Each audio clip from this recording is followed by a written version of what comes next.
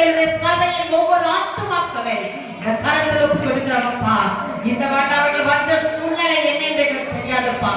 உள்ளத்துல ஆண்டவரே சந்தோஷத்தோடு வந்திருக்கலாம், கவலையோடு வந்திருக்கலாம், கண்ணீரோடு வந்திருக்கலாம், ஏக்கத்தோடு வந்திருக்கலாம், பலவீனத்தோடு வந்திருக்கலாம். இதோ கர்த்தராகிய தேவன் சபையை சொல்லுகிறது, நீங்கள் வேண்டிக் கொள்வது எதுவோ அதற்கு மேலான காரியத்தை அவர் கொடுக்க வல்லவராயிருக்கிறார்.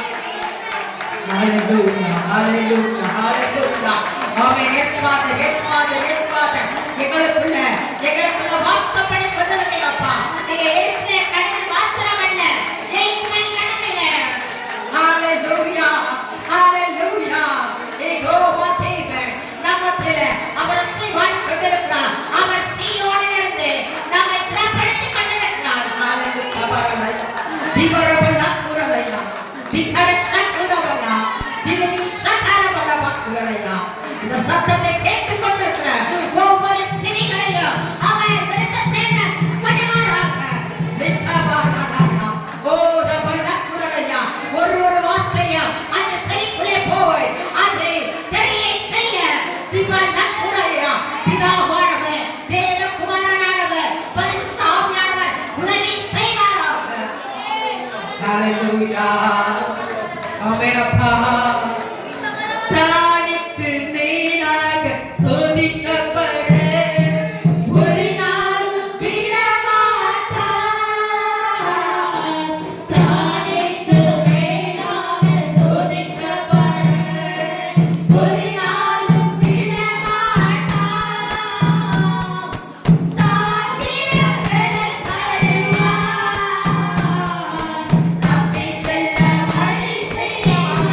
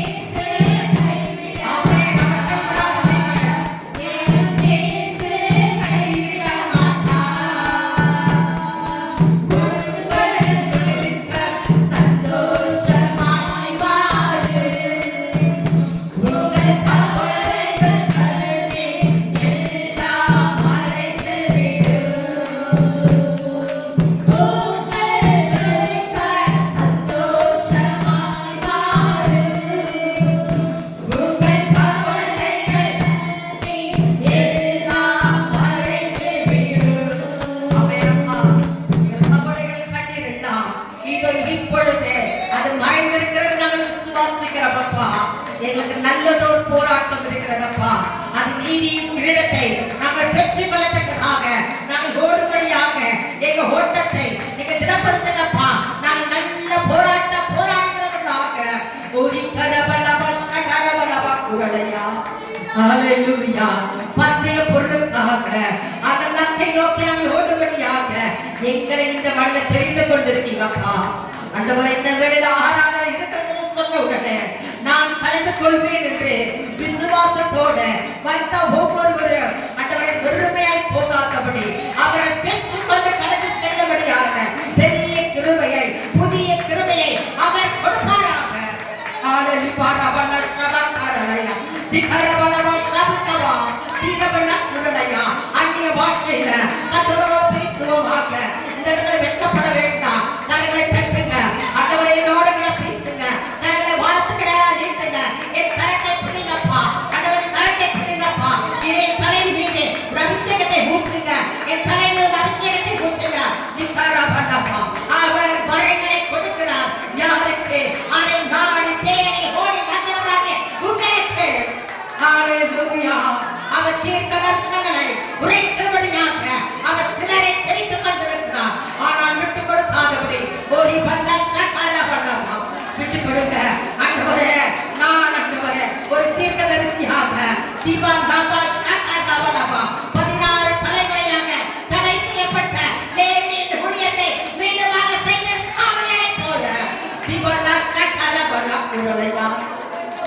ஹalleluya ஹalleluya ஆசாரியத்துவத்தை ஊழியத்தை கர்த்தர் ஹalleluya இந்த ஆண்டில அவர் செயல்பட போகிறார். திவலக்குரலையா திகரவளவா அநேக லேவியர்களை அவர் ஏற்படுத்த போகிறார். கபலசகரவளா திகரவளவா ஊழியத்துக்காக தங்களை உத்தம இருதயத்தோடு ஒப்புக் கொடுக்கும்படியாக கர்த்தர் அழைப்பை கொடுக்கிறார். என் வழிகளை நான் சீர்தூக்கி பார்க்கும்படியாக ஓ நான் ஒரு சாட்சியாக நிற்கிறேன் என்று ஹalleluya திலவக்குரலைய சகரவளக்குரலையா திகரவளவா சபரவளவா. இன்னும் ஒரு சகோதரி அமைதியா உட்கார்ந்து கொண்டிருக்கீங்க. ஓரி கரவளவா என் மகள் இதற்கு எதற்காக வந்தாலோ அவர் பரிதபித்துக் கொண்டிருக்கிறார். உள்ளத்தை ஊற்றுங்க, அவரிடத்துல கேளுங்க. ஆண்டவரே ஆண்டவரே என் இருதயத்துல பரிசுத்த ஆவியை ஆண்டவரே நீங்க எனக்காக திபலக்குரவா சகரவளவா வாசம் செய்வாராக. ஹalleluya ஹalleluya. இந்த ஆலயத்துல அந்நிய பாஷை வரங்கள் இல்லாதவர்களாய் ஒருவரும் இருக்கக்கூடாது. ஆமென்ப்பா. அந்த உறவை அவர் இன்னுமாக அவர் வெளிப்படுத்த போகிறார். திபலவா சகரவா நக்குரலையா வாய்களை திறங்க, வாய்களை திறங்க. ஓ ரபனா சகரலையா ஆவியானவர் நிரப்புவாராக நிரப்புவாராக. எஸ் ஃபாதர் எஸ் ஃபாதர் நா பாக்குவா ரபலக்குரலையா திகரவளவா சபரவளா. ஹalleluya. ஓ ரக்கலியை கட்டிகிறார். தலிகவ சகிரவாலா திகரவளவா சபரவளா. கர்த்தருக்கு காத்திருப்போ வெட்கப்பட்டு போவதில்லை என்ற வார்த்தையின்படியாக இதோ இங்கு வந்த ஒருவர் வெட்கப்பட்டு போவதில்லை. ஹalleluya. அவர் நம்மை தம்முடைய சொந்த ஜனமாக அழைத்திருக்கிறார். அவரே நமக்கு பிதாவா இருக்கிறார். அவரே நமக்கு குமாரனா இருக்கிறார். நம்மை தேற்றும்படியாக பரிசுத்த ஆவியானவர் நம்மோடு கூட இருக்கிறார். திருத்துவத்தின் ஆசீர்வாதம் நமக்கு ஒருவருக்கு கிடைப்பதாக. ஆவியானவரை விட கருத்தலுப்பு கொடுக்கிறோம். இப்பொழுது பேசப்படுகிற தாவே ஒவ்வொரு வார்த்தையும் அப்பா உங்களுடைய கருத்தலுப்பு கொடுக்கிறோம். நீர் ஆசீர்வதிப்பீராக. எங்களிலே நீங்க வாசம் செய்யுங்க. நீர் பேசும் நாங்கள் கேட்கிறோம் அப்பா. கருத்தலுப்பு கொடுக்கிறோம். இயேசுவின் மூலம் ஜெபம் கேட்கிறோம் நல்ல பிதாவே. ஆமென். அல்லேலூயா. நாம் என்ன செய்ய வேண்டும்? தேவன் உலகத்தை சிருஷ்டித்தார். அவர் முதலாவது சொன்ன வாக்குத்தத்தம் என்ன? பழுகி பெருகுவாயாக. அந்த பழுகி பெருகுகிற வருஷமாக இந்த ஆண்டு எதிலே நாம் பெருக வேண்டும், எதிலே நாம் பழுக வேண்டும் என்று நாம் பார்ப்போமாக. சகரியாவின் புஸ்தகம் 9ஆம் அதிகாரம் 12ஆம் வசனத்தை வாசிப்போம். சகரியா 9:12. நம்பிக்கையுடைய சிறைகளே அரணுக்கு திரும்புங்கள், இரட்டிப்பான நன்மையை தருவேன், இன்றைக்கே தருவேன். இந்த வாக்குத்தத்தத்தை ஆண்டவர் யாருக்கு சொல்கிறார்? இஸ்ரவேல் ஜனங்கள் பாபிலோனிய அடிமை கணத்திற்குள்ளாக காணப்படும் போது அவர் அதை மீட்கும்படியாக அந்த வாக்குத்தத்தத்தை அவர் தருகிறார். எப்படிப்பட்ட ஆசீர்வாதம்? இரட்டிப்பான ஆசீர்வாதத்தை அவர் தருகிறார். நமக்கு இரட்டிப்பான ஆசீர்வாதம் தேவையா? இல்ல, அவர் இன்னும் அதிகமாய் கொடுக்கிற தேவன். அடுத்தபடியாக அவர் அந்த அடிமைகளத்தில் இருந்தவருக்கு இரட்டிப்பான ஆசீர்வாதத்தை கொடுத்தார். ஆனால் கர்த்தர் நமக்கு இந்த ஆண்டிலே இரட்டிப்பான ஆசீர்வாதம் மாத்திரமல்ல, நாம் பார்க்க போகிறோம் அநேக விதமான ஆசீர்வாதங்கள். பென்ஜமினுக்கோ 5 மடங்கு ஆசீர்வாதத்தை கர்த்தர் கொடுத்தார். ஆதியாகமம் புஸ்தகம் 43ஆம் அதிகாரம் 34ஆம் வசனத்துல அவர் தனக்கு முன் வைக்கப்பட்டிருந்த போஜனத்தில் பங்கிட்டு அனுப்பினார். அவர்கள் எல்லாருடைய பங்குகளாய் பார்க்கிலும் பென்யமீனுடைய பங்கே 5 மடங்கு அதிகமாயிருந்தது. 5 மடங்கு ஆசீர்வாதம் யாருக்கு கொடுத்தார்? பென்யமீனுக்கு அவர் கொடுத்தார். யாரு? யோசேப்பின் மூலமாக அவரோட ஆசீர்வாதம் அங்க 2 இங்க 5. தானியேலுக்கும் அவனுடைய நண்பர்களாகிய அனனியா, மிஷாவேல், அசரியா என்பவர்களுக்கு எத்தனை விதமான ஆசீர்வாதம் கிடைத்தது? 10 மடங்கு ஆசீர்வாதம் கிடைத்தது. அவர்கள் என்ன பண்ணாங்க? அவர்களுடைய அந்நிய தேவர்களுக்கு வைக்கப்பட்ட போஜனத்தை நாங்கள் சாப்பிட மாட்டோம் என்று தங்களுக்குள்ள பிரதிஷ்டை செய்தபடியால் அவர்கள் மற்ற ஜனங்களை பார்க்கிற இவர்கள் விசேஷமானவர்களா இருந்தாங்க. அவர்கள் 10 மடங்கு அவர்கள் என்ன பண்ணாங்களா? சமாதானமாக அவர்கள் கண்டார்கள். நமக்கு 2 அல்ல, 5 அல்ல, 10 அல்ல, இன்னும் அதிகமாய் அவர் தரப்போகிறார். அவர் ஈசாக்கு எவ்வளவு ஆசீர்வாதம் கொடுத்தார்? 100 மடங்கு ஆசீர்வாதம். பஞ்ச காலத்தில் அவன் விதை விதைத்தான், அவனுக்கு 100 மடங்கு ஆசீர்வாதம் கிடைத்தது. ஈசாக்குக்கோ 100 மடங்கு ஆசீர்வாதம் கிடைத்தது. ஆனால் பலன் அடைந்தான். அவனை காட்டிலும் இஸ்ரவேல் ஜனங்களை அவர் இன்னுமாக ஆசீர்வதிக்கிறார். உபாகம புஸ்தகம் 1ஆம் அதிகாரம் 11ஆம் வசனம். நீங்கள் 1000 மடங்கு அதிகமாகும்படி உங்கள் தேவனாகிய கர்த்தர் உங்கள் பிதாக்களின் தேவனாகிய கர்த்தர் உங்களுக்கு சொல்லியபடி உங்களை ஆசீர்வதிப்பார். இஸ்ரவேல் ஜனங்கள் எகிப்தின் அடிமைத்தனத்தில் வந்தவர்களை எத்தனை மடங்கு ஆசீர்வாதம்? 1000 மடங்கு இரட்டிப்பான நன்மை, 5 மடங்கு ஆசீர்வாதம், அதுக்கப்புறம் 10 மடங்கு ஆசீர்வாதம், அதுக்கு அடுத்து 100 மடங்கு ஆசீர்வாதம். அப்ப இஸ்ரவேல் ஜனங்களுக்கு 1000 மடங்கு ஆசீர்வாதம். கர்த்தர் சொல்லியபடியே அவர் நம்மை ஆசீர்வதிக்கிறார். இவர்களை காட்டிலும் இன்னும் அதிகமான ஒரு ஆசீர்வாதத்தை தான் நம்ம பார்க்க போகிறோம். ரெபெக்காளின் ஆசீர்வாதம். கரங்களை தட்டுவோம். ஆதியாகம புஸ்தகம் 24ஆம் அதிகாரம் 60ஆம் வசனத்தை வாசிக்க எல்லாரும் சேர்ந்து வாசிப்போம். நாம் சுதந்திரிக்க போகிற ஒரு வார்த்தையா இருக்கிறது. எல்லாருமே வாசிக்கணும். ஒருவர் மாத்திரம் எல்லாரும் எடுத்துக்கலாம். 24ஆம் அதிகாரம் 60ஆம் வசனத்தை எடுத்தாச்சா? ரெபெக்காளை நோக்கி, எங்கள் சகோதரியே, நீ கோடா கோடியாய் பெருகுவாயாக, உன் சந்ததியார் தங்கள் பகைஞருடைய வாசல்களை சுதந்திரித்து கொள்வார்களாக என்று ஆசீர்வதித்தார்கள். யார் ஆசீர்வதித்தது? ரெபெக்காளின் குடும்பத்தார் அவரை என்ன பண்றாங்க? ஆசீர்வதிக்கிறாங்க. எப்படிப்பட்ட ஒரு ஆசீர்வாதம்! நமக்கு அப்படிப்பட்ட யாருன்னா ஆசீர்வதிச்சிருக்காங்களா? இப்பொழுது இங்க இருக்க பக்கத்துல எல்லாரும் சொல்லுங்க, கோடா கோடியாய் நீ பெருகுவாயாக, கோடா கோடியாய் பெருகுவாயாக. எல்லாரும் நிச்சயமாக கோடா கோடியான ஆசீர்வாதத்தை அவர் கொடுக்க வல்லவராய் இருக்கிறார். நமக்கும் நம் சந்ததியாரை அவர் கோடா கோடியாய் பெருக செய்ய போகிறார். இது தமிழ்ல கோடா கோடின்னு இருக்குது. ஆங்கில பாத்தீங்கன்னா thousands of thousands இருக்கு. இன்னொரு டிரான்ஸ்லேஷன்ஸ்ல பாத்தீங்கன்னா அது எப்படியாக கன்னடத்துல லட்சங்களுக்கு லட்சங்கள் என்று காணப்பட்டு இருக்குது. அதே ஆங்கிலத்துல KJVல பாத்தீங்கன்னா thousands of million. மில்லியன்னாலே என்ன? 10 லட்சம். அப்ப thousands of அந்த 10 லட்சம் பாருங்க, 1000 அந்த 10 லட்சத்துல 1000 தடவை பார்த்தோம்னா அப்படிப்பட்ட ஒரு ஆசீர்வாதத்தை கர்த்தர் என்ன பண்ணாரு? அந்த ரெபெக்காளுக்கு கொடுத்தார். எதற்காக இப்படி ஒரு கோடா கோடியாய் பெருகுவாயின் ஆசீர்வாதம் ரெபெக்காளுக்கு கொடுக்கப்பட்டது? 2, 5, 10, 100, 1000 என்று சொல்லப்பட்டிருக்கிறது. ஆனால் இவனுக்கோ ஒரு கோடியான ஒரு ஆசீர்வாதம் எதற்காக கொடுத்தார்? இதை பார்ப்போம். ஆனால் இந்த இன்சிடென்ட் எல்லாருக்கும் தெரியும். ஆதியாகம புஸ்தகம் 24ஆம் அதிகாரம் எடுத்துக்கொள்ளலாம். வீட்டுல போய் வாசிங்க. 18-21. ஆபிரகாம் என்ன பண்றாரு? தன்னுடைய ஒரே பேரான குமாரன் ஆகிய ஈசாக்குக்கு பெண் பார்க்கும்படியாக அவருடைய ஊழியக்காரனாகிய எலியேசர் என்ன பண்றாங்க? அனுப்பி வைக்கிறாங்க. அவரை அழைத்து என்ன சொல்கிறாங்க? நீங்க என்ன பண்ணுங்க, நான் குடியிருக்கிற இந்த கானானிய பெண்களிலிருந்து என்ன பண்ணக்கூடாது? என் மகனுக்கு ஒரு பெண்ணை பார்க்க கூடாது. என் உறவினர்கள் இருக்கிற, என் தகப்பன் குடும்பத்தார் இருக்கிற இடத்துல கடந்து சென்று நீங்க என்ன பண்ணுங்க, என்னுடைய குமாரனுக்கு ஒரு மகனை பார்க்க வேண்டும். ஆனால் என்ன பண்ணக்கூடாது? அந்த இடத்துக்கு மீண்டுமாக என் மகனை அழைத்து செல்லப்படையே என் தேவனாகிய கர்த்தர் என்னை பேர் சொல்லி அந்த தேசத்திலிருந்து அவர் என்ன பண்ணாரு? என்னை அழைத்து வந்தார். மீண்டுமாக அந்த தேசத்துக்கு என் மகன் போகக்கூடாது என்று சொல்லி அந்த எலியேசருக்கு கட்டளை கொடுக்கிறார். அவரும் தேவனிடத்தில் ஜெபித்து விட்டு அவர் என்ன பண்ண? ஆபிரகாம் இடத்துல இருந்த ஒரு 10 ஒட்டகங்களையும் விலையுறந்த எல்லா நகைகள் என்ன பண்ண எடுத்துக்கொண்டு அவர் கடந்து செல்கிறார். கடந்து சென்று அவர் அந்த ஊருக்கு கடந்து போய் அந்த ஊரின் வாசலிலே நிற்கிறார். அந்த இடத்துல அவர் ஜெபிக்கிறார். என்ன ஜெபிக்கிறார் என்று வாசிப்போம்.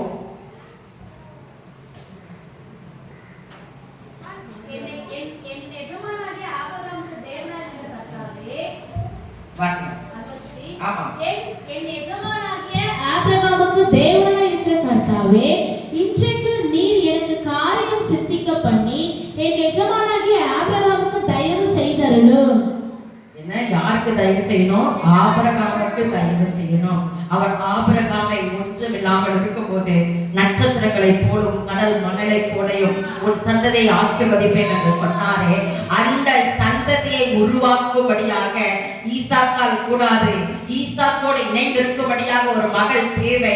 அந்த மகள் எப்படிப்பட்டவளாய் காணப்பட வேண்டும் என்றுதான் இந்த இடத்துல நாம் பார்க்க போகிறோம். அவன் எப்படியாக நம் சந்ததியை உருவாக்குகிற ஒரு மகள் தேவை. அந்த மகள் எப்படியாக காணப்பட வேண்டும்? அதற்கு என்ன அவர் கேட்டார் சொல்லுங்க. எலியேசர் எப்படிப்பட்ட பெண்ணா இருக்கணும்னு கேட்டார். தண்ணி கொடுக்கணும்னு கேட்டாரா? கரெக்டா சொல்லுங்க.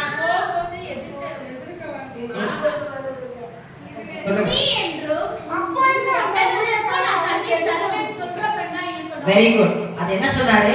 நீர் குடி, எனக்கு குடிக்க தண்ணீர் கொடுங்கன்னு கேட்கும் போது நீரும் குடியே ஒட்டகளுக்கு வார்ப்பேன் என்று சொல்லும் பெண்ணே, செய்யும் பொண்ணே இல்ல, சொல்லும் பெண்ணே கர்த்தர் எனக்கு தயவு செய்திருக்கிறார் என்று தீர்மானிச்சிருக்காங்க. அங்க பாத்தீங்கன்னா ஒரு ஒட்டகம் தண்ணீர் எவ்வளவு குடிக்கும்? 60 குடம். அப்புறம் 60 குடம் தானா? அவங்க எத்தனை ஒட்டகம் அவர் கூட்டிட்டு போனார்? 10 ஒட்டகங்கள் அவர் என்ன பண்ணாரு? அவர் அழைத்து சென்றார். ஒரு ஒட்டகம் பாத்தீங்கன்னா 20 லிட்டர் தண்ணி குடிக்குமா? 20 லிட்டர். நமக்கு 20 லிட்டர்னா சாரி 20 லிட்டர் போட 10 கேன் வாட்டர். அவ்வளவு தண்ணீர் ஒரு கேன் குடிக்குமா? அது போல 10 ஒட்டகங்கள் குடிக்கணும்னா ரபேக்காளால செய்திருக்க முடியுமா? அப்படி யாராச்சும் ஒரு பெண்ணுக்கு ஒரு டெஸ்ட் கொடுத்தா அந்த பெண் செய்வாங்களா? நம்மளே என்ன பண்ண, ஒரு விசேஷம் வீட்டுல காணப்படுது, வேலை கூட பிரியாணி செய்து எல்லாருமே நம்ம ஆள் வச்சுதான் செய்யறோம், வீட்டுல செய்வது கிடையாது. மற்றவர்கள் செய்தாலும் நாம் போய் சில வேலைகளை கூட செய்து பிறகு மறுநாள் நம்ம எப்படி இருக்கோம்? நமக்கு உடல்நிலை சோர்வு காணப்படுறது, பிளவின இருக்கிறது. ஆனால் 10 ஒட்டகங்கள் குடிக்கத்தக்கதான தண்ணீரை எடுக்கும்படியாக ரபேக்காள் அந்த இடத்துல ஒரு நிகழ்ச்சி நடக்கிறதா? அது சாதாரணமான விஷயமா? இல்ல இதை பார்ப்பவர்கள் கூட அவளை என்ன சொல்லியிருப்பாங்க? ஒரு பைத்தியக்காரி போல இருக்கியே, யாரும் தெரியாது இவரு. அவங்க தன்னை என்ன பண்ணல, அறிமுகப்படுத்தாதபடி இந்த காரியத்தை அவர் சொல்கிறான். ஆனா அந்த டெஸ்ட்ல ரபேக்காள் பாஸ் பண்ணாங்களா, ஃபெயில் ஆனாங்களா? அவங்க பாஸ் பண்ணாங்க. அவங்க எதற்காக? அவர் எப்படி பிதாவானவர் தேவகுமாரனாகிய இயேசு கிறிஸ்துவுக்கு மனவாட்டியாக சபையை அவர் தெரிந்தெடுத்திருக்கிறாரோ, அது போல இந்த இடத்துல ஈசாக்கு அவர் எதற்கு குமாரனாய் காணப்படுகிறார்? மனவாட்டியாகிய சபை ரபேக்காளுக்கு ஒப்பிடப்படுகிறது. அப்போ ஒரு சபை எப்படியாக காணப்பட வேண்டும்? அவர் சொல்லில் வலிமை உடையவர்களாக நாம் காணப்பட வேண்டும் என்று பிதாவானவர் விரும்புகிறார். தன்னுடைய ஒரே பேரான குமாரனுக்கு ஒரு மனவாட்டிய அவர் ஆபிரகாம் தெரிந்தெடுக்கிறார் என்றால், அதே பிதாவானவர் தன்னுடைய ஒரே பேரான இயேசு கிறிஸ்துவுக்கு சபையாகிய மனவாட்டியை அவர் தெரிந்தெடுக்க என்னென்ன காரியங்களாம் அவர் விரும்புவார். நாம் இந்த நாள் ஒரே காரியத்தை குறித்து தான் பார்க்க போகிறோம். ஏனென்றால் இந்த ரபேக்காள் மூலமாகத்தான் சந்ததிகள் பெருக வேண்டும். சந்ததிகள் மாத்திரமல்ல, 12 கோத்திரங்கள் உருவாக வேண்டும். அந்த 12 கோத்திரங்களும் உலகத்தில் இருக்கிற எல்லா சாதியார்களும் அவர்கள் வீழ்த்தி ஜெயத்தை எடுத்து அந்த கானான் தேசத்தை அவர்கள் சுதந்திரிக்க வேண்டும். சுதந்திரிப்பது மாத்திரமல்ல, அந்த கோத்திரத்திலிருந்து தம்முடைய ஒரே பேரான இயேசு கிறிஸ்து அவர் பிறக்கும்படியாக, இந்த உலகத்துக்கு அவர் ராஜாவாக ஆசாரியராக அவர் வரும்படியாக இந்த திட்டம் செயல்படப்பட்டது. அது போலதான் அந்த ரபேக்காளுக்கு இந்த டெஸ்ட் ஒரு பெரிய ஒரு டெஸ்டாய் காணப்பட்டது. நமக்கும் கூட அநேக தரம் கர்த்தர் நம்மை சோதிப்பார். அந்த சோதனையிலிருந்து நாம் மீண்டு வரும்போது நிச்சயமாக கர்த்தர் யெகோவா நிசியாக நம்மோடு கூட காணப்படுவார். ஒரு ரட்சிப்பை கொடுக்கும்படியாக நம்மை அழைத்திருக்கிறார். ஒரு பெண்ணானவள் எப்படியாக காணப்பட வேண்டும் என்று உலகத்தில் இருக்கிற நாம் எப்படி நம்முடைய பிள்ளைகளுக்கு பார்ப்போம்? வீட்டு வசதிகளோ, அவர்கள் வேலைகளோ, அவர்கள் குடும்பத்தின் காரியங்கள் எல்லாவற்றையும் நடப்படும் சோதித்து அறிஞர்களாக இருப்போம். கலர் அழகா இருக்கணும், ஹைட்டா இருக்கணும், ஒல்லியா இருக்கணும் சொல்லிட்டு பார்ப்போம். அது இல்லாம ஒரு கவர்மெண்ட் ஜாப் இல்லை, இப்ப ஐடி கம்பெனில வேலை செஞ்சாலும் போது இதெல்லாம் பார்க்கிறோம். ஆனா இந்த இடத்துல ரபேக்காள் அழகுள்ளவளாய் தான் இருந்தான். ஆனாலும் அழகை குறித்து அவர் என்ன பண்ணல, அந்த இடத்துல சொல்லல. இதை எனக்கு என்ன பண்ணுவாங்க, அவங்க சர்வீஸ் பண்ணுவாங்க. அதற்காக எந்த ஒரு காரியமும் எதிர்பார்க்காதபடி அந்த இடத்துல ரபேக்காள் தன்னை ஒப்பு கொடுத்தவளாய் காணப்பட்டாங்க. இதைத்தான் அவர் ஈசாக்கு இடத்துல அவர் அழைத்து செல்லும்படியாக ரெபெக்காளுக்கு அந்த வழியில ஒரே ஒரு குவாலிஃபிகேஷன் தான் இருந்தது. சொன்ன உடனே அவள் செய்தாள். நான் செய்கிறேன் என்ற தண்ணீரை கொடுத்தாங்க. அது மட்டும் அல்லாமல் அந்த எல்லா ஒட்டகங்களுக்கும் தண்ணீரை குடிக்கும்படியாக கொடுத்தாங்க. அது எப்படி சாத்தியமாயிற்று? ஒரு பெண்ணால அவ்வளவு ஒட்டகங்களுக்கு தண்ணீர் கொடுக்க முடியுமா? இதுல தேவனுடைய செயல் காணப்பட்டு இருக்கும். எப்படி இந்த தேவனுடைய செயல் என்று பார்ப்போம். இந்த எலியேசர் என்ன பண்றாங்க, அவர் அந்த இடத்துல தேவனிடத்தை முழங்கால் படியிட்டு கர்த்தரிடத்துல படிந்து அவர் ஜெபிக்கிறார். அவருடைய ஜெபத்தை கர்த்தர் கேட்கிறார். கர்த்தர் கேட்டு உடனடியாக அந்த இடத்துல ஒரு பதிலை தருகிறார். அவர் பக்கத்திலே 10 ஒட்டகங்கள் காணப்பட்டது. ஒரு ஒட்டகங்கள் மணவாட்டியாகிய அந்த மணவாட்டியை அழைத்து செல்லும்படியாக அலங்கரிக்கப்பட்டு அவன் பக்கத்திலே அந்த ஒட்டகம் காணப்பட்டது. அந்த ஒட்டகம் அந்த இடத்துல நம் வேதத்துல பாத்தீங்கன்னா பரிசுத்த ஆவியானவரை அநேக காரியங்கள் அடையாளப்படுத்தும். தண்ணி, நெருப்பு, புறா, இப்படிப்பட்ட காரியங்கள் எல்லாம் பரிசுத்த ஆவியானவரை அடையாளப்படுத்தும். அது போலதான் இந்த ஒட்டகமும் பரிசுத்த ஆவியானவரை அடையாளப்படுத்தும். அந்த ஒட்டகம் எப்படியாக பரிசுத்த ஆவியானவரை ஒப்பிட்டு பார்க்குமானால், எபிரேய பாஷையில அவங்க நம்மள ABCD இருக்கு இல்லையா, அது போல முதலாவது எழுத்து ஆலிப் என்ற ஒரு வார்த்தை. அது யாரை குறிக்கிறது? பிதாவாகிய தேவன். அல்பாவாய் காணப்படுகிற பிதாவை அந்த ஆலிப் என்ற வார்த்தை குறிக்கிறது. இரண்டாவது வார்த்தை நம்ம ஆங்கிலத்துல பி என்று சொல்லுகிறோம். அதே எபிரேய பாஷையில பெய்த். பெய்த் என்றால் குமாரனை குறிக்கிறதா இருக்கிறது. இது யூத ரபிகள் இதற்கு வியாக்கியானப்படுத்தியிருக்காங்க. மூன்றாவது கிம்மல் என்ற மூன்றாவது வார்த்தை, நமக்கு சி என்று சொல்வது போல அவங்களுக்கு மூன்றாவது வார்த்தை கிம்மல். அப்படி என்றால் அது பரிசுத்த ஆவியானவரை இந்த இடத்துல குறிக்கிறது. பிதா, குமாரன், பரிசுத்த ஆவியானவர், இந்த 3 பேரை இந்த இடத்துல குறிக்கிறது. கிம்மல் என்ற வார்த்தையிலிருந்து தான் ஒட்டகத்துக்கு ஆங்கிலத்தில் சொல்லப்படுகிற கேமல் என்ற வார்த்தை உருவகப்படுத்தப்படுகிறது. அப்படியாக இந்த இடத்துல இப்படித்தான் பரிசுத்த ஆவியானவரை இந்த ஒட்டகம் அடையாளப்படுத்துகிறது. ஒரு சைனாக அது காணப்படுகிறது. எப்படி நம்முடைய புறா பரிசுத்த ஆவியானவருக்கு ஒப்பிட்டு சொல்லப்படுகிறதோ, ஜீவ தண்ணீர், நெருப்பு, அது பனி, இவைகள் எல்லாம் என்ன, எண்ணெய் அபிஷேகம், பரிசுத்த ஆவியானவர் அது ஒப்பிட்டு சொல்லப்படுகிறது போல இந்த ஒட்டகமும் பரிசுத்த ஆவியானவரை ஒப்பிட்டு சொல்லப்படுகிறது. நாம் இந்த ஒட்டகத்தை போல் அவர் என்ன பண்றாரு, ஒட்டகமும் எலியேசரும் இந்த இடத்துல ஒரு பேச்சுவார்த்தை நடத்துவது போல அந்த இடத்துல சொல்லுகிறார்கள். எப்படியாக நீ இதற்கு இந்த ரெபெக்காளுக்கு இப்படிப்பட்ட காரியத்தை செய்கிறாயே, நீ செயலை பார்க்கிறாய், ஆனால் பரிசுத்த ஆவியானவர் எப்படி சொல்கிற பெண் என்ற வார்த்தையை தான் நடந்ததுல அதிக நிச்சயமாய் அந்த இடத்துல மேன்மைப்படுத்தப்படுகிறது. சொல்லுகிற பெண்ணை தான் முதலாவது செய்கிறார். ஏனென்றால் சொல்லின் வடிவத்தில் வருகிற வார்த்தையானது விசுவாசத்தின் மூலமாக ஆவியானவர் பலத்தோடு அது செயல்படுத்தக்கூடும். அவரே நம்மை செயல்படுத்துகிற தேவனா இருக்கிறார். அப்படியாக கர்த்தர் எலியேசரை அவர் ஒரு பெண்ணை பார்க்கும்படியாக வாக்கில் வல்லமை உடையவளாகிய அவர் தேவை என்று அவர் அறிந்தார். வாக்கில் வல்லமை உடைய ஒரு பெண் எப்படியாக காணப்பட வேண்டும்? யாக்கோபின் புஸ்தகம் 3ஆம் அதிகாரம் 2ஆம் வசனத்தை வாசிப்போம். யாக்கோபு 3:2. நாம் எல்லாரும் அநேக விஷயங்களில் தவறுகிறோம். ஒருவன் சொல் தவறாதவனானால் அவன் பூரண புருஷன். ஒருவன் சொல் தவறாதவன் ஆனால் அவன் பூரண புருஷன். ஒரு கம்ப்ளீட் மேன் என்று சொல்லுகிற ரேமண்ட்ஸ் ஆட பார்ப்போம். ரேமண்ட்ஸ் நம்ம பிளேசர் போடுறோம் இல்லையா, எப்படி அந்த கோட் போட்டோம்னா எப்படி ஆயிடுவாங்களா, ஒரு கம்ப்ளீட் மேன், ஒரு பூரண புருஷன் ஆவாங்க. ஆனால் வேதம் சொல்லுகிறது அவன் சொல் தவறாமல், சொல்லிலே பிழை இல்லாமல் பேசுகிறவனே அந்த இடத்துல எப்படியாய் காணப்படுகிறான்? பூரண புருஷனாய் காணப்படுகிறான். அந்த வாசிங்க, தொடர்ந்து வாசிங்க. பூரண புருஷன் தன் சரீரம் முழுவதையும் அடக்கிக் கொள்ள கூடியவனுமாய் இருக்கிறான். இந்த வார்த்தைக்கு யாரை நம்ம ஒப்பிடலாம் வேதத்துல? யார் பூரண புருஷன்? இயேசுதான். இயேசு காட்டிலும் யாருமே அந்த இடத்துல என்ன பண்ணல, பூரண புருஷராய் காணப்பட அவருக்கு மாத்திரம்தான் எந்த சூழ்நிலையிலும் கூட அவருடைய சொல் என்ன பண்ணல, தவறாதபடி அந்த வாக்கில அவர் வலிமை உடையவராய் காணப்பட்டார். அவர் எவ்வளோ கேள்வி கேட்டாங்க, அவர் பிரத்யுத்தரமாக தெளிந்த புத்தியோடு ஞானமாய் பதில் கொடுத்தார். அந்த சூழ்நிலை மாறினது. நாமும் கூட சூழ்நிலை எப்படி இயேசுவானவர் தெளிவான பதிலை சொன்னாரோ அந்த இடத்துல எங்கேயாச்சும் அவர் ரொம்ப கோவப்பட்டு சத்தமா பேசுறாரு இருக்கா?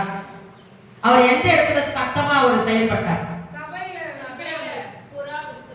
புறாவுக்கு விரோதமாய் செயல்படும் போது, அப்புறம் மிகுந்த சத்தம், உரத்த சத்தத்தோடு அவர் என்ன செய்தார்? சத்தம். சத்தம் சொல்லும் போதே அவர் என்ன பண்ணாரு? அவர் ஜெபம் செய்தார். சிலுவையில் அறியப்படும்படியாக முன்பதாக கெத்செமனே தோட்டத்துல போய் அவர் உரத்த சத்தமாய் அவர் ஜெபித்தவராய் இருந்தார். ஜெபிப்பதிலே உரத்த சத்தம் தேவை. ஆனால் பேசுவதிலே தெளிவான வார்த்தை, சொல் தவறாதபடி நாம் பேச வேண்டும். அப்படியாக அவர் தன் சரீரத்தை ஆளுகை செய்கிறதாம் அந்த வார்த்தை. அந்த நாவானது தன் சரீரத்தை என்ன பண்ணலாம்? அடக்குகிற ஒரு வார்த்தையாய் காணப்படுகிறது. அப்படியாக நாவு நம்மை அடக்காதபடி சொல்லை நாம் கண்ட்ரோல் செய்ய வேண்டும். அந்த சொல்லை நாம் அடக்க வேண்டும். எப்படியாக?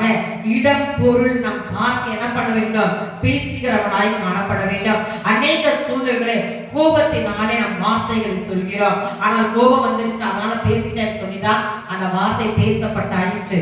அதனால அதுல என்ன இல்ல? யூஸ் இல்ல. நாம் மன்னிப்பு கேட்டாலும் பேசப்பட்ட வார்த்தை பேசினதே. அதை மறப்பதற்கு யாருக்கும் இருக்காது, காலமே இருக்காது. மறந்துட்டேன்னு சொல்லுவோமா? சும்மா அப்பதுக்கு சொல்லுவோம், நான் மறந்துட்டா விட்டு பண்ணுவோம். ஆனா அது உள்ளுக்குள்ளே அது பசு மருதாணியை போல அது உள்ளுக்குள்ள இருக்கும். என்னைக்குனா ஒரு நாள் கூட அது நான் மறக்கல, அது அந்த வார்த்தை என் மனசுலதான் இருக்கு. பேசுவதற்கு முன்பதாக நாம் அந்த வார்த்தைகளை யோசித்து நிதானமாய் பேசும்போது அந்த வார்த்தை கர்த்தர் ஆவியானவர் மூலமாக அவர் பேசுகிறவராய் இருப்பார். நாம் பேசுகிற வார்த்தை மூலமாக கர்த்தர் நம்மை மனவாட்டியாக அவர் மாற்ற வல்லவராய் இருக்கிறார். நமக்கும் கூட அவர் என்ன பண்ணுவார்? உதவி செய்ய வல்லவராய் காணப்படுவார். அவர் உதவி செய்ய அவர் எப்படியா இருக்கிறார்? அவர் நமக்கு எல்லாவற்றிலும் புத்தி சொல்லுகிறவராய் இருக்கிறார். அபிஷேகத்தை பெற்றவர்களுக்கு கர்த்தர் ஒரு வார்த்தை பேசும்போது உடனடியாக இது தவறான வார்த்தை என்று அவர் உணர்த்துவார். உடனடியாக கர்த்தரிடத்துல நாம் நம்மை ஒப்பு கொடுத்து பேசும்போது அந்த வார்த்தை கர்த்தருக்கு பிரியமான வார்த்தையா இருக்கிறது. இந்த ஒட்டகம் பரிசுத்த ஆவியானவர் என்ன பண்ணிருக்கு? அடையாளப்படுத்தப்படுகிறது. அவர்கள் பேசிக் கொண்டிருக்கும் போது என்ன சொல்றாங்க? சொல்லுகிற பெண் எவளோ என்று சொல்லும் போது அந்த இடத்துல சகரியா புஸ்தகம் 4ஆம் அதிகாரம் 6ஆம் வசனத்தை வாசிப்போம். சகரியா 4ஆம் அதிகாரம் 6ஆம் வசனம். பரிசுத்த ஆவியானவர் சொல்லுகிறார், நீ என்ன பண்றாய்? செயலை பார்க்கிறாய்.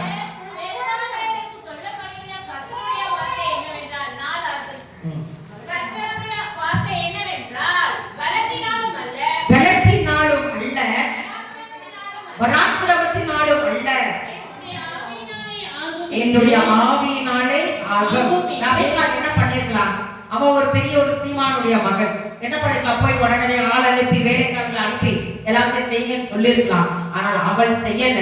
அந்த இடத்துல பரிசுத்த ஆவியான அவருக்கு பலனை கொடுத்து அந்த காரியத்தை அவர் வாய்ப்பை செய்தார். அதைதான் சகரியா சொல்கிறார், பலத்தினாலும் அல்ல, பராக்கிரமத்தினாலும் அல்ல, பரிசுத்த ஆவியினாலே ஆகும். பரிசுத்த ஆவியானவர் நம்மோடு இருக்கும் போது, விளைவீனத்தோடு இருக்கும் போது, நாம் சொல் தவறும் போது கூட அவர் நம்மை உணர்த்தி அந்த வார்த்தை உள்ளே இருந்து வெளியே வராதபடி அவர் தடை போகிறார். அதுதான் தாவீது சொல்கிறார். 141ஆம் அதிகாரம் 3ஆம் வசனத்தை வாசிப்போம். என் வாய்க்கு காவல் வையும், என் உதடுகளின் வாசலை காத்துக்கொள்ள. இந்த வார்த்தையை நாம் அனுதினமும் சொல்லும் போது கர்த்தர் நிச்சயமாகவே அவர் நமக்கு காவல் வைக்கிறவராய் இருக்கிறார். நம்மிடத்துல யாராச்சும் வந்து ஒரு ஆலோசனை கேட்கும் போது, இல்ல தன் குடும்பத்துல ஒரு பிரச்சனை என்று சொல்லும் போது அந்த பிரச்சனையை நம்ம என்ன பண்ணக்கூடாது?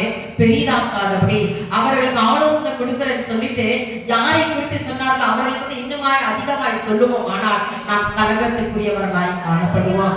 அப்படி காணப்படாதபடி நிச்சயமாய் பரிசுத்த ஆவியின் அபிஷேகத்தை உடையவர்கள் நீங்க பேசுகிற வார்த்தை வேத வசனத்திலிருந்து எடுத்து சொல்லும் போது நிச்சயமாய் அந்த குடும்பத்திலும் சமாதானம், உனக்கும் சமாதானம் இருக்கும். ஏனென்றால் சபிக்கிறவன் தன்னை தானே சபிக்கிறான். நாம் சபித்தால் அது என்ன ஆகும்? நமக்கு தான் வரும். நாம் ஆசீர்வதிக்கவே அழைக்கப்பட்டவர்களா இருக்கிறோம். ஆமென். நாம் யாரு? ஆசீர்வதிப்பதற்காக அழைக்கப்பட்டிருக்கிறோம், பிறரை சபிப்பதற்காக அல்ல.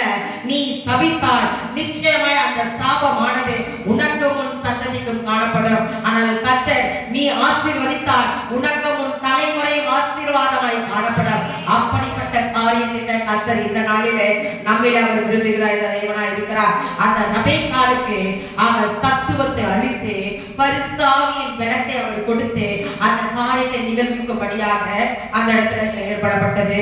அந்த ஒட்டகங்கள் எத்தனை லிட்டர் தண்ணீர் அந்த நாளில் குடிச்சதோ, சாதாரணமான ஒட்டகங்கள் வந்து தண்ணீர் குடிப்பது அத்தனை லிட்டர்.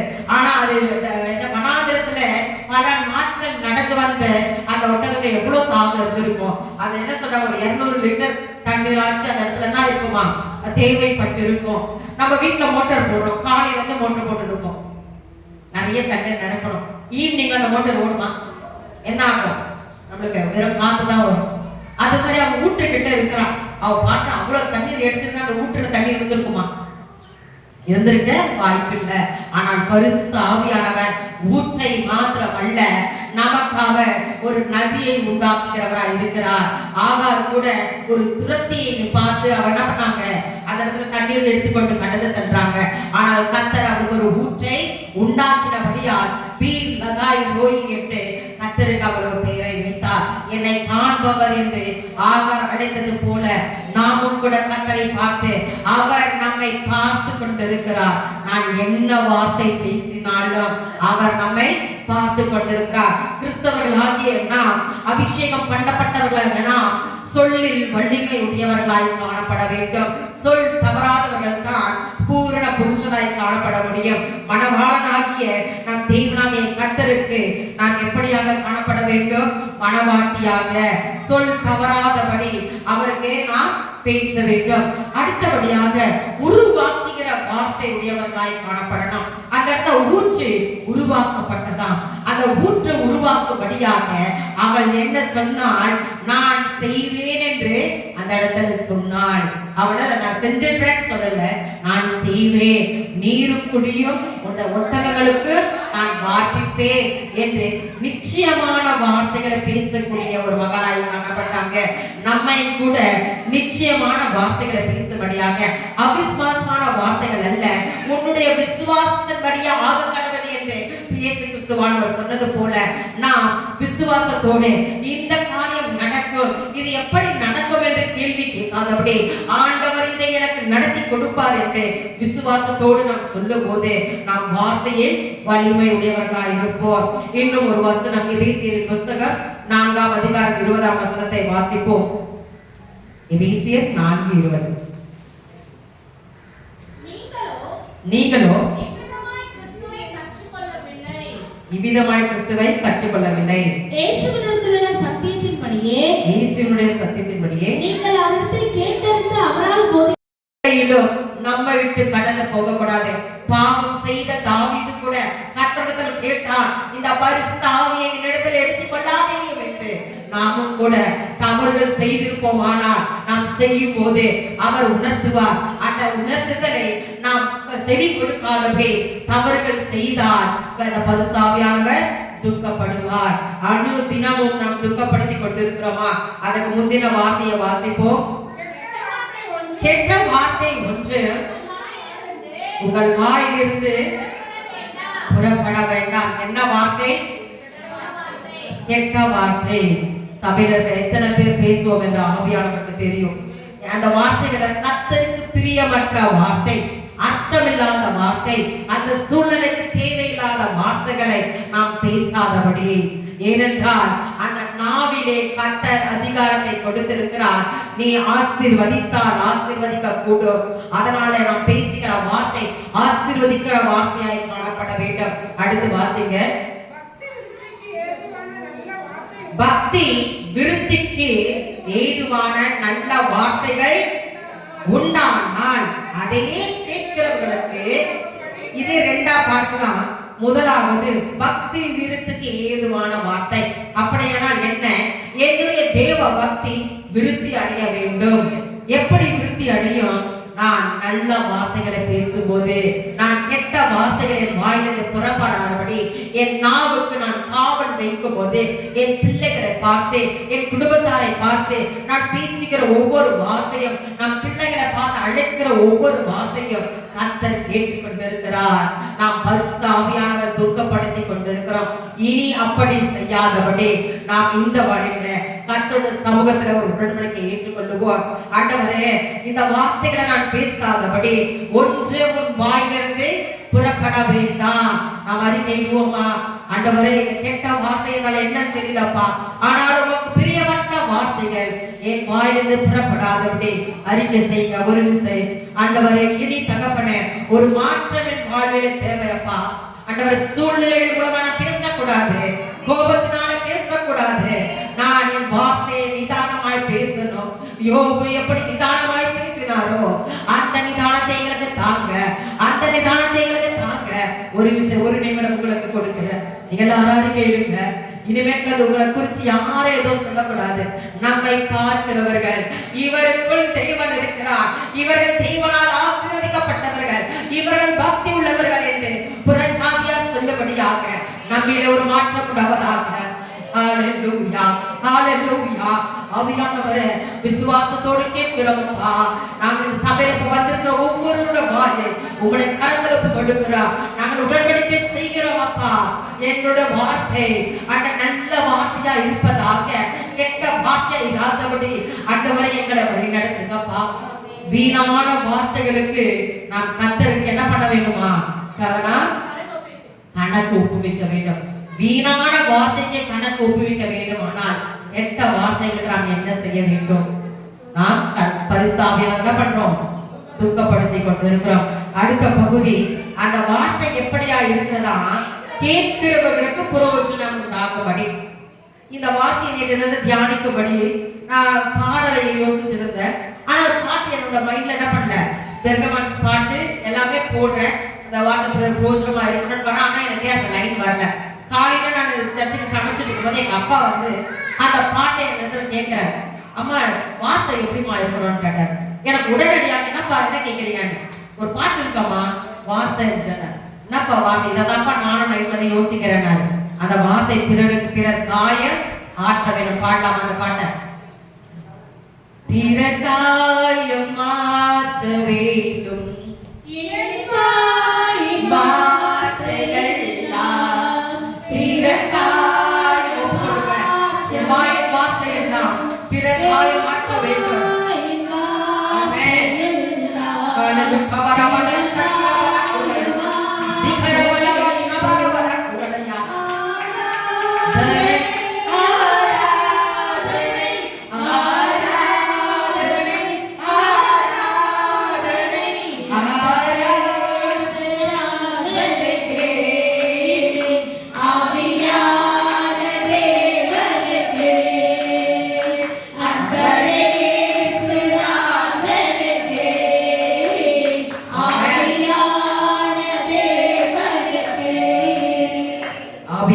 சபைகளுக்கு விரும்புகிற நல்ல வார்த்தைகளை பேசும்படியாக அவர் விரும்புகிறார்.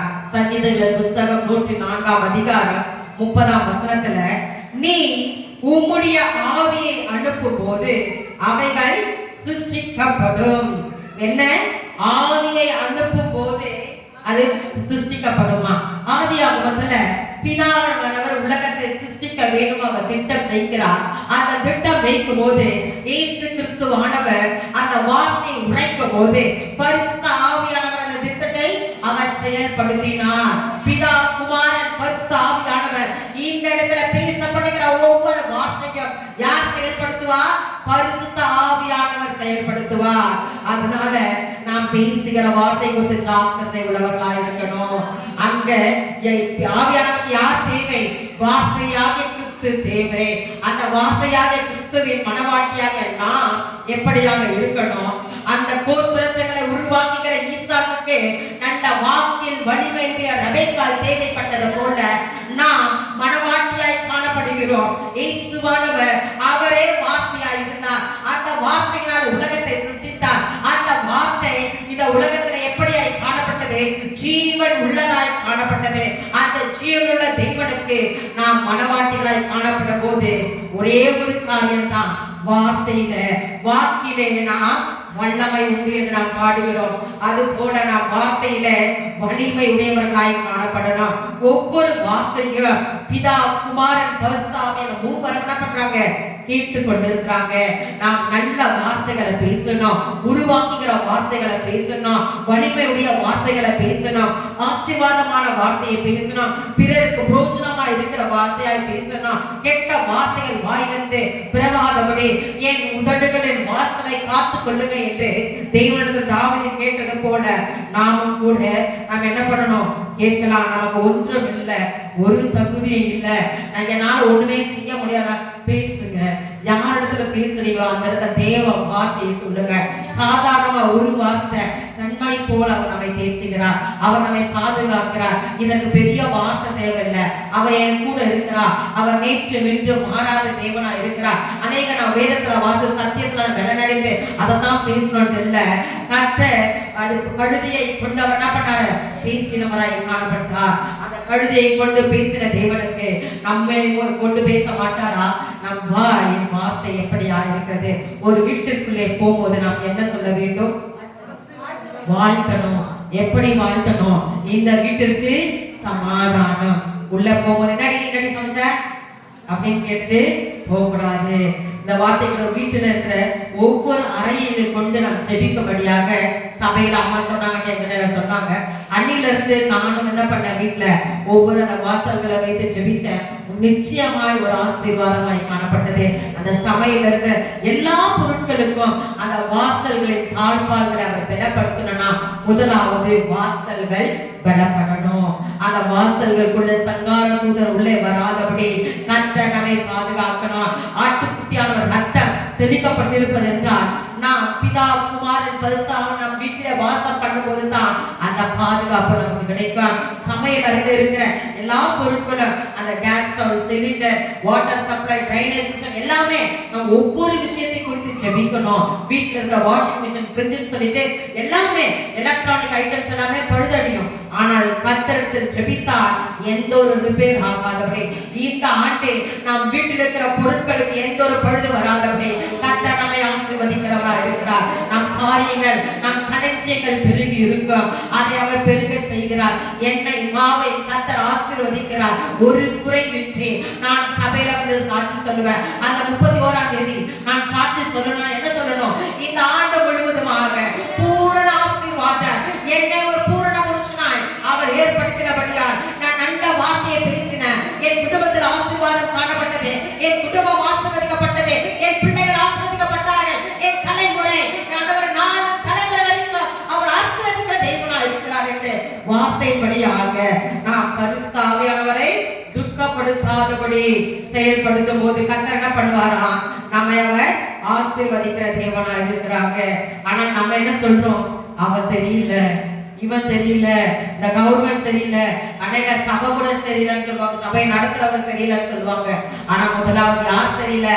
சொல்கிறாங்க நான் சரியில்லை என்று கர்த்தரிடத்தில் அறிக்கையிடும் போது நம்மை சுற்றி இருக்கிறவர்களை கர்த்தர் மாற்ற வல்லவரா இருக்கிறார். அவர்கள் எப்படியா இருந்தாலும் நான் நல்லவனாகவே இருக்கிறேன் என்று சொல்லும் போது என்னை சுற்றிலும் இருக்கிறது நன்மையான காரியங்களால் கர்த்தர் நம்மை சூழ்ந்திருக்க செய்வார். அவர் எல்லா குறைகளையும் கர்த்தர் என்ன பண்ணுவாரா? நிறைவாக்குவார். மற்றவர்களுக்கு பிரயோஜனப்படுத்தும்படியாக நீ பேசுகிற வார்த்தை மற்றவர்களை பலப்படுத்த வேண்டும். பலப்படுத்துகிற வார்த்தையாய் கர்த்தர் என்ன பண்ணுவார்? வழி நடத்துவார்.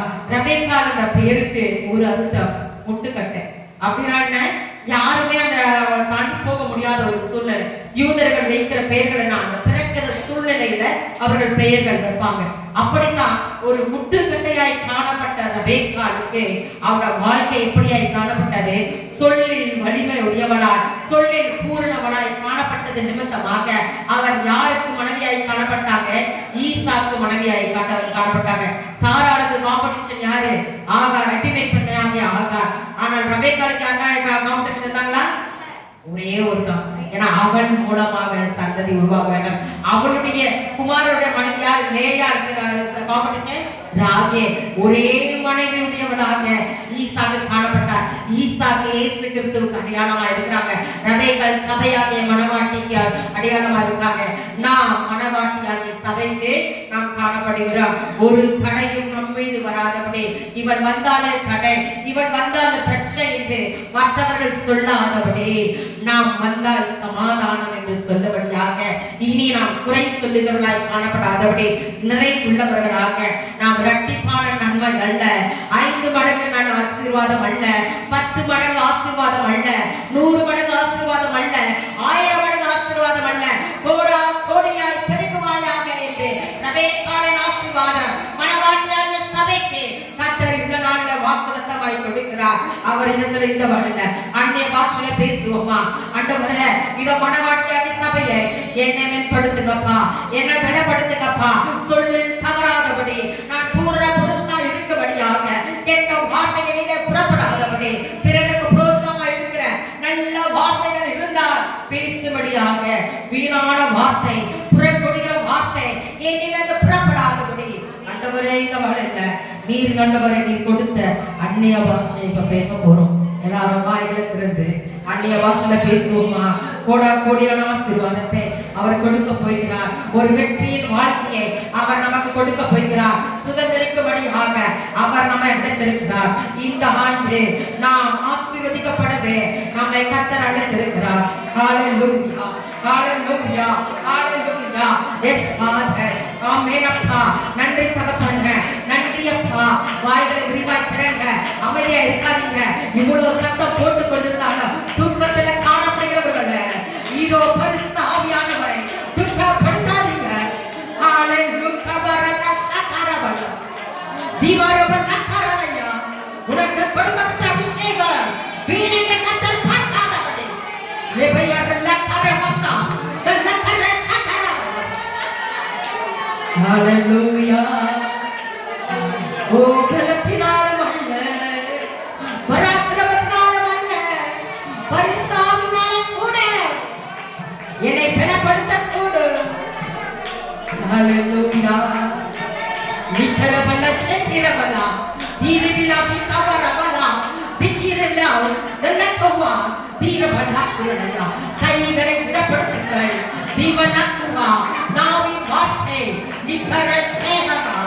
ஹalleluya. நான் உங்களுக்கு அதிகாரம் கொடுக்கப்பட்டிருக்கிறது. ஆசீர்வதிக்கவே கூடும், சபிக்கவும் கூடும். நாம் எதை தெரிந்தெடுக்க போகிறோம்? எதை தெரிந்தெடுக்க போகிறோம்?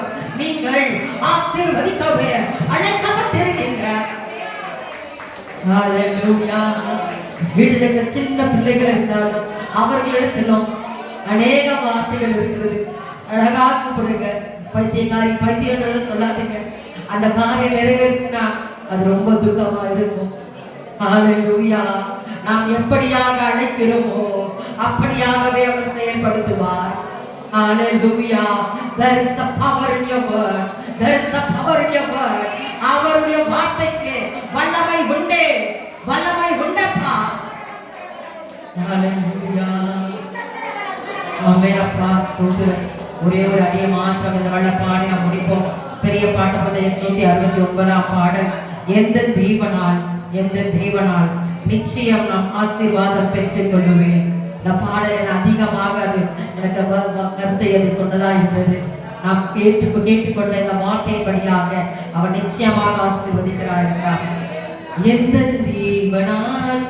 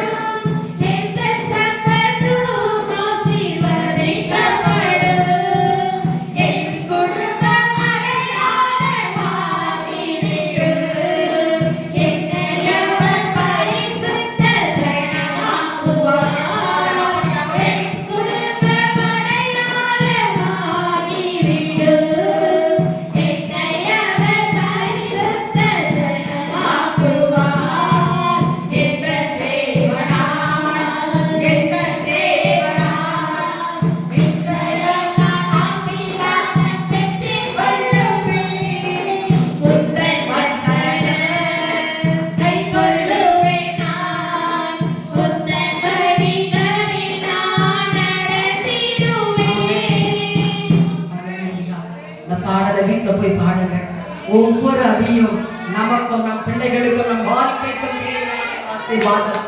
இனி நான் கடன் வாங்குவதில்லை, நான் கொடுப்பவனாகவே அவர் நம்மை ஆசீர்வதிக்கிறார். என் வாழ்க்கை உயிரடையும், அந்த உயிரடைய செய்கிற தேவன் அவர் நமக்கு உயர்வை தருகிற தேவனாய் இருக்கிறார். ஹalleluya. எனக்கு எதிராக எழும்பும் ஆயுதங்கள் எல்லாம் வாய்க்காதே போகு. ஹalleluya. ஒரு கரவலவா ஷகிரவனா குரலையா அவர் ஆரோக்கியத்தை வருஷிக்கப்படுகிற தேவன். ஹalleluya. ஒவ்வொருடைய குடும்பமும் அவராலே கோடா கோடியாய் ஆசீர்வதிக்கப்படும்படியாக ஆண்டவரே இந்த வேளையில உங்கள் நாமத்தை கொண்டு வாழ்த்துகிறோம் அப்பா. நீர் ஆசீர்வதிப்பீராக, அதற்கு பாத்திரவான்களாக ஆண்டவரே மனவாட்டியாக சபையை எங்களை வழிநடத்துங்கப்பா.